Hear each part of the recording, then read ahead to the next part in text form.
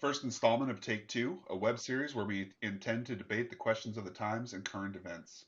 I'm joined by Adam Matlack and Mike Pomerantz, and our first topic of discussion is should billionaires exist?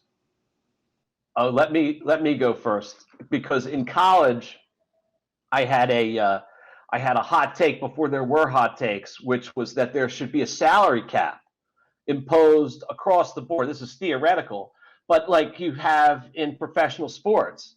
So my understanding was that consumption would never have a break on it. And that has come true with Amazon. There's no end to how far that company will go. And I think for someone to have that much wealth, it necessarily requires that the system disadvantage a proportionally large group of people that could be using and spending those same assets that are hoarded by that one individual.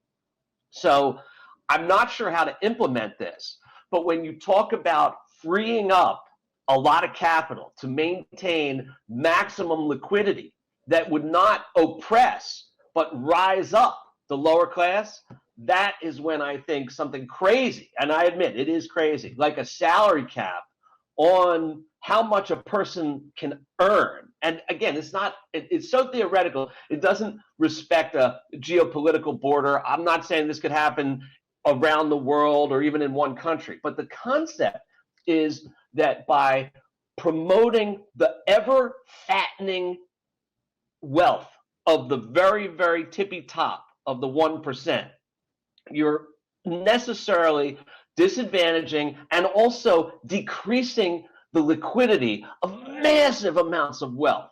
That money is not trickling down. However, there are models of an alternative economic system where when you free up money and make it available to those at the lower levels of the strata of economic society, then you can rise that wealth up. And it's something that's never been tried, but I think we know at this point that the system that we have is not working. Well, I think there's a lot there, but let's start at the first point, which is, do they exist? And they absolutely do. So should they versus do they is already debated. It's already clear. They absolutely exist. So the question would be to not just do they or should they, but how do we get rid of them?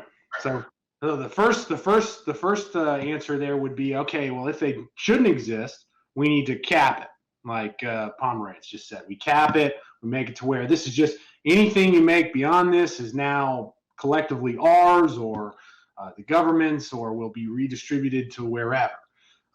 These are ways that who decides this is obviously must be the angry mob behind the person who has offered this service like Amazon that I love and use, that almost the whole angry mob behind him, Jeff Bezos, uses.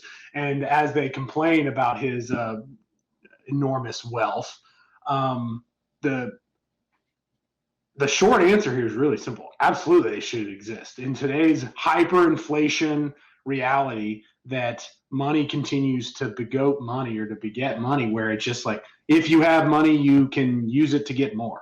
And you're absolutely encouraged in this system to do so. And so if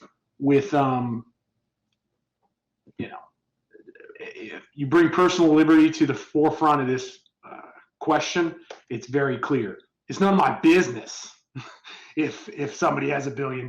It's not your business. It's not even mine.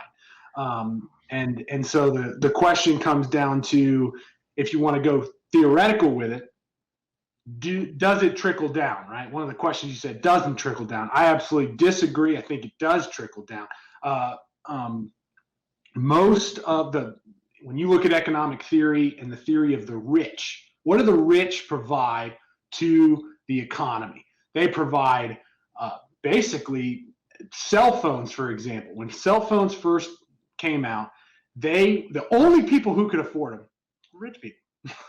Nobody could afford them. So what happens with rich people in an economy, in a functioning free market economy, is they help turn luxury goods like cell phones, into everyday goods.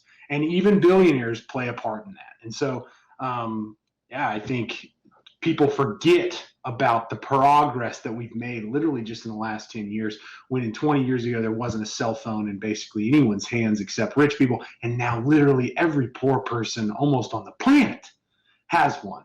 And, and meanwhile, more billionaires exist over that time frame. So as we progress, I think it's obvious that not only do they exist, but they probably should.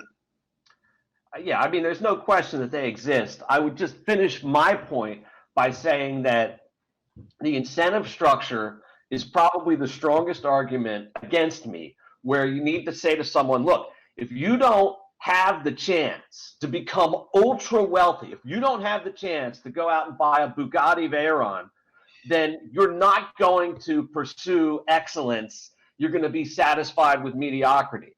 And what I would say is, yeah, it hasn't worked in socialist countries where there was massive amounts of corruption. And maybe the massive amounts of corruption that would be, maybe what we have in this country would be even worse. But I think it's worth giving it a try. In other words, to see if the American ethos is not so much about how wealthy I can get, but how much good can I do? Well, I think let's look at a classic example here. I think it's worth an example. When you start to look down at down a list of every single basically mega wealthy person, most of them are incredibly philanthropic. They're giving away tons of money. They're already doing this in many cases. Gates, Buffett, Bezos, all these guys are giving away, and women are giving away huge portions of their fortune. And in reality, like, I think part of that is because of, yeah, there is an ethos that's shared among them. It's like, hey, I want a collective, I want this to matter. And they have so much that they really can't even spend it all effectively. So they might as well just give it away and feel good about it. And I think there's, as far as America goes, it's one of the most philanthropic countries in the world by a wide margin. And so I think there is an ethos that fits with that. The question, though, is the infringement, right? The infringement of, if my ethos isn't your ethos, who decides to make it to where you're now going to follow this rule? And so to me, I'm okay with an opt-in scenario where it's like, hey, cap me, go ahead.